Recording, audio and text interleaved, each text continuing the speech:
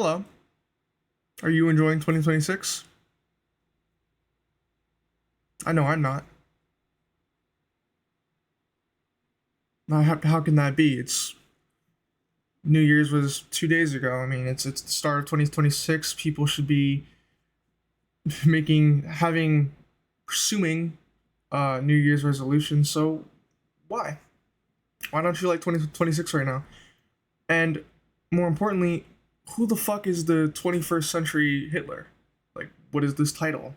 Um, what the fuck's going on? Hmm, it's a good question.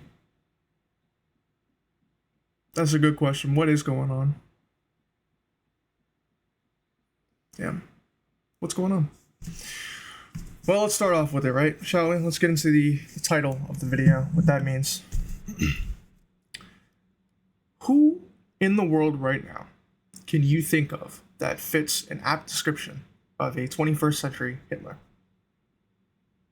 A fascist. Someone who leads a country through might, through oppression, through rule. Honestly, there are probably quite a few people who fit this description, but I think fascism is a little more broad than that. I think it's more than just slamming down the opposition. I think it's also a mix of other things, such as silencing certain things you don't want to get out. Yeah, certain things you want to get out, certain parties, people,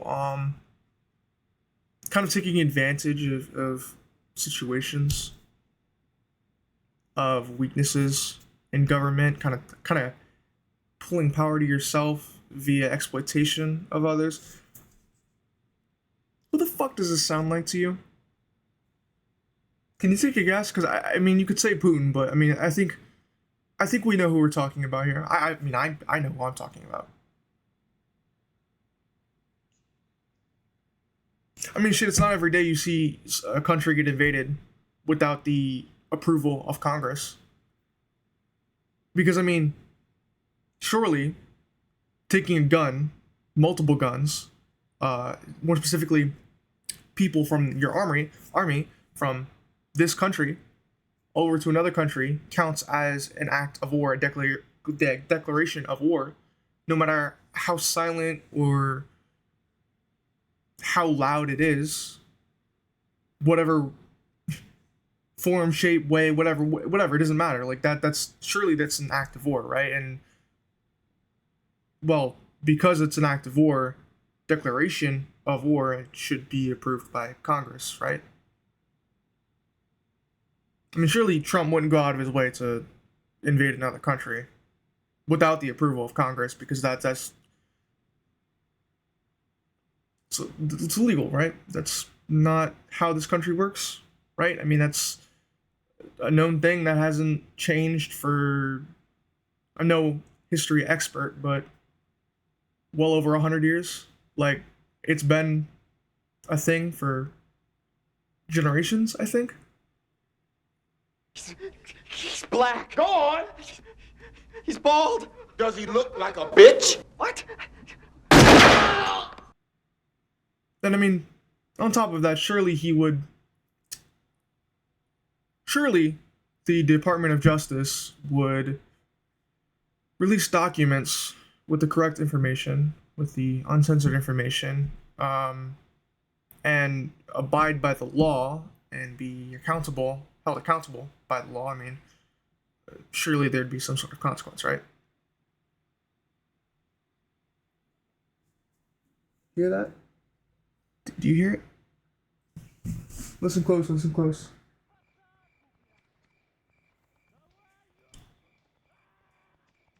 The sound of death from Ukraine, from Russia, from Israel and Hamas, and all these other countries, and fucking crickets. Crickets from who? People are dying in Russia, people are dying in Ukraine, people are dying in Israel and Hamas, and conflicts are arising pretty oftenly. So, crickets from where? You don't know?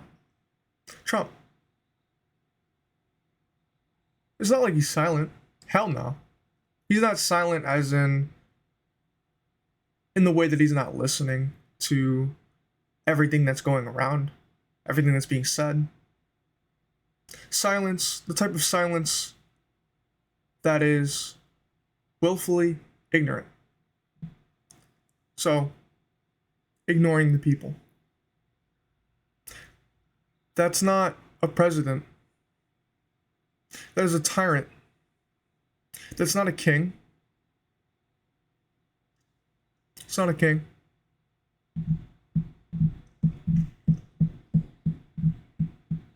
I think a king cares about his people to an extent, but if Trump really cared, if he were really all of that, then maybe he would have listened. Maybe. Do you think you're being heard? Do you think he wants you to be heard? Do you think your voice matters? Let's put it like this. You have an opinion, and you think it's important. You know it's important. Because you're not the only one saying it. And that opinion is tossed aside like trash. He doesn't care about you. He doesn't care about you. And if he doesn't care about the large majority, right? The objectively right, the objectively moral thing to do, like the right thing to do morally, what does that say about our president? Me personally, I think it says a lot.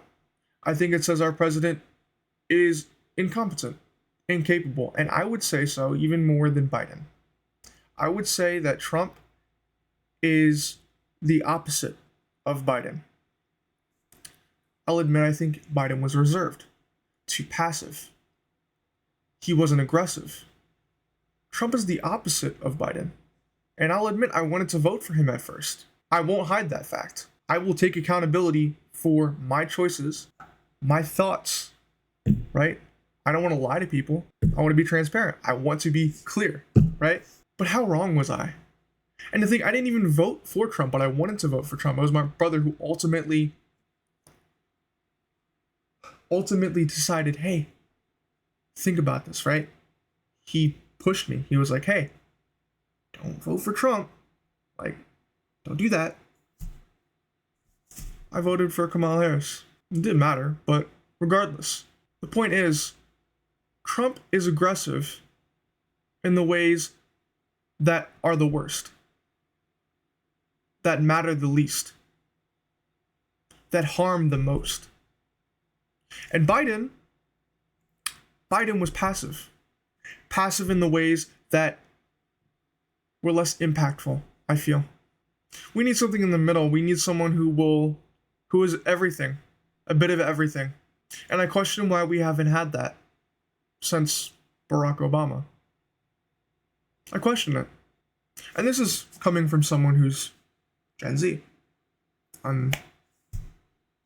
Like, I wasn't there for Ronald Reagan. I wasn't there for older presidents, right? So this is coming from a point of view from someone who is younger, who has only seen a few presidents, right? At least in their lifetime, actively serving. We need a little bit of both right now. That's my interpretation. That's my view. That's my opinion. And honestly, most of it is objective as well. We need someone who can be passive when they need to be passive, and we need someone who can be aggressive when we need to be aggressive, when we need to hold someone accountable, right? We need someone who can fulfill their promises, who can uphold the economy, and at that same note, right? This economy, right? We need someone who is also competent in running the government, right? Because don't get it twisted, these economy and government, they're intertwined, but they're different things. If we're threatened by another country, the president needs to be able to hold this. If the economy is suffering for whatever reason, we need a president who is able to encourage positive change. right? If we're going down, we need to go back up. Fuck going on? What's Trump is all of the things that are bad. Biden was not better. They're both equally as bad. Why the fuck don't we have anyone else? Why are we voting in people who are incompetent? Who look at the world as black and white? Because that's what I'm seeing right now. And I fucking hate it.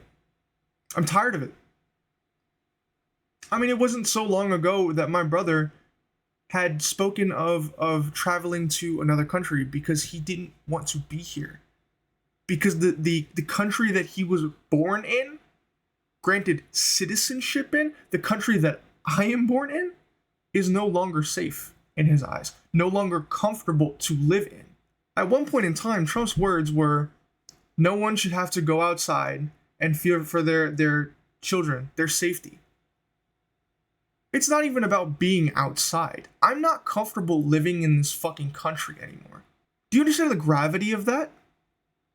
Do you really understand the fucking gravity of that? I can't even, like, it's not even just about leaving your house. Just being in it is uncomfortable. Just paying the ever increasing bills are uncomfortable for people. So fuck wanting to go outside and be comfortable when I can't even be comfortable in my fucking house. Trump was elected again. 2024. It has been 2 fucking years. Where is the growth in the economy? Where are the promised changes? Where are they at? Where are they at? Where? I'm waiting. I've been waiting. We've all been waiting. So where is it? Where are the promises? Someone's going to play the middle ground, and I don't even know if it's going to be possible because, like Abraham Lincoln said, a house divided against itself cannot fucking stand. It can't.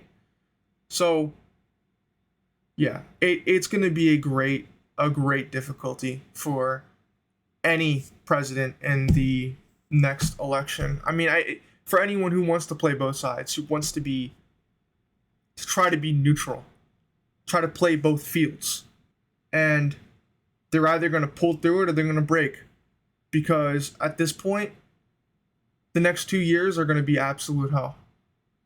You know what? I'm going to predict that the next 2 years are going to, instead of being gradually worse, getting gradually worse how they have been, just like now, it's going to jump from shit hit the fan to, oh fuck, this just went up by like 5 fucking levels. It's just going to happen sporadically through these 2 years, last 2 years. Probably won't do much editing in this video. I went downstairs, grabbed my brother's camera, came up, plugged the mic in, and wanted to speak my mind.